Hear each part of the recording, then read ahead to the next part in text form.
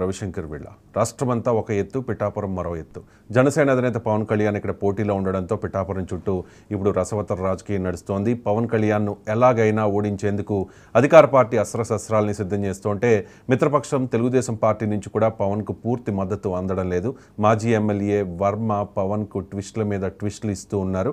పవన్ కళ్యాణ్ విజయం కోసం నేను మద్దతు ఇస్తాను, నా పూర్తి మద్దతు ఉంటుంది అని చెప్పి గతంలో ఎప్పుడో పిఠాపురం నుంచి పవన్ కళ్యాణ్ పోటీ చేస్తారన్న వార్త వచ్చినప్పుడు ఆయన సపోర్ట్ చేశారు, ఆయన మద్దతు ఇస్తామన్నారు. కానీ అనూహ్యంగా ఏమైందో ఏమో పవన్ కళ్యాణ్ పిఠాపురం నుంచి పోటీ చేస్తున్నాను అని చెప్పి అఫీషియల్గా ఆయన ప్రకటన వచ్చిన తర్వాత మరి కష్టకాలంలో తెలుగుదేశం పార్టీకి లిఫ్ట్ ఇచ్చి అలాగే తెలుగుదేశం పార్టీ కోసం కొన్ని సీట్లు త్యాగం చేసిన ఆ పార్టీ అధినేత పవన్ కళ్యాణ్కే ఇటువంటి పరిస్థితి వస్తే ఎలా అని చెప్పి జనసేన నాయకులు క్వశ్చన్ చేస్తున్న క్రమంలో చంద్రబాబు నాయుడు గారు వర్మను పిలిపించారు, వర్మను సముదాయించారు.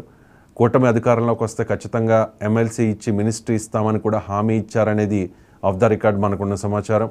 ఈ క్రమంలో ఆయన వెనక్కి తగ్గారు. కానీ పవన్ కళ్యాణ్ ఇక్కడ మరో ట్విస్ట్ ఇచ్చారు. పిఠాపురం నుంచి పోటీ చేస్తున్నాను, కాకినాడ ఎంపీగా ఉదయ్ పోటీ చేస్తారు, ఒకవేళ మోదీ అమిత్ షాలు ఆదేశిస్తే మేము సీట్లు మార్చుకుంటాము, ఉదయ్ పిఠాపురం ఎమ్మెల్యే అభ్యర్థిగా పోటీ చేస్తారు, నేను కాకినాడ ఎంపీ అభ్యర్థిగా పోటీ చేస్తానని చెప్పి ఆయన ట్విస్ట్ ఇచ్చారు. ట్విస్ట్ ఇస్తే ఉదయ్ పోటీ చేస్తే నేను ఎలా మద్దతు ఇస్తాను, ఏదో పవన్ కళ్యాణ్ గారి కోసం అంటే చంద్రబాబు నాయుడు గారు చెప్పారు కాబట్టి మేము మద్దతు ఇస్తాం, కానీ ఖచ్చితంగా ఇచ్చే ప్రసక్తే లేదు, నేనే పోటీ చేస్తాను అని చెప్పి చెప్తున్న పరిస్థితి. ఈ నేపథ్యంలో పిఠాపురం నుంచి పవన్ కళ్యాణ్ పోటీ చేయకపోతే ఖచ్చితంగా వర్మ అక్కడ రెబల్గా దిగే అవకాశం ఉంది.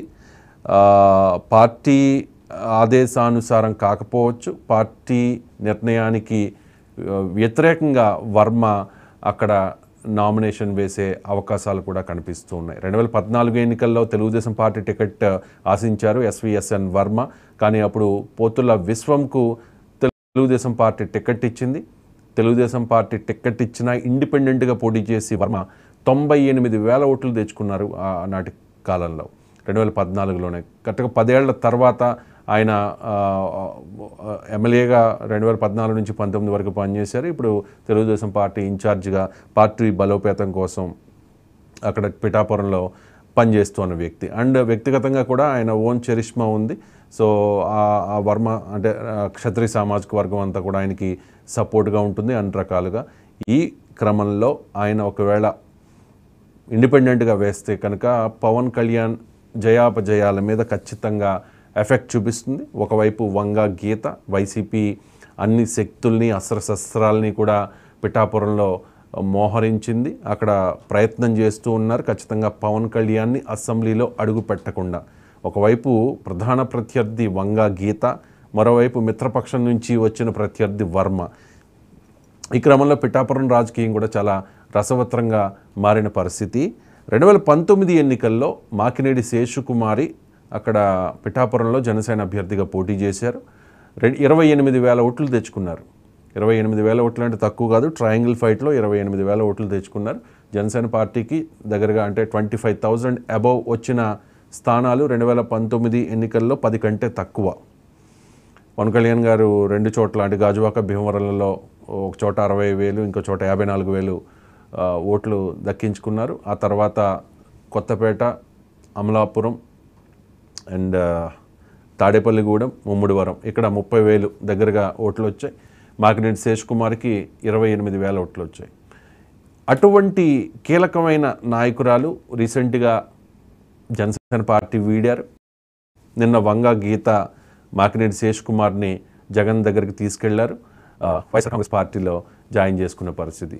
మాకినేడి శేషకుమార్ మాత్రమే కాదు, 2019 ఎన్నికల్లో జనసేన పార్టీకి మద్దతుగా ఉన్న కాపు సామాజిక వర్గంలోని కీలకమైన నాయకుల్ని, అప్పుడు కీలకంగా పనిచేసిన కొంతమంది వేరే సామాజిక వర్గాలకు చెందిన జనసేన నాయకుల్ని కూడా వైఎస్ఆర్ కాంగ్రెస్ పార్టీ తన వైపునకు తిప్పుకునే ప్రయత్నం అయితే చేస్తోంది. ఈ నేపథ్యంలో చాలా రసవత్తరంగా మారింది రాజకీయం. మాకినేడి శేషకుమార్ గారు మరి కాసేపట్లో మనతో జాయిన్ అవుతారు.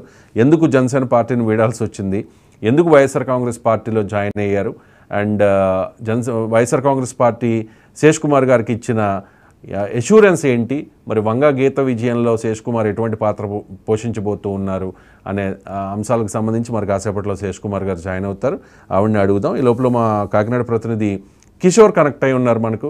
అక్కడ పిఠాపురం రాజకీయానికి సంబంధించిన అప్డేట్స్ మనకు ఎక్స్క్లూజివ్గా చెప్తారు. సో రోజు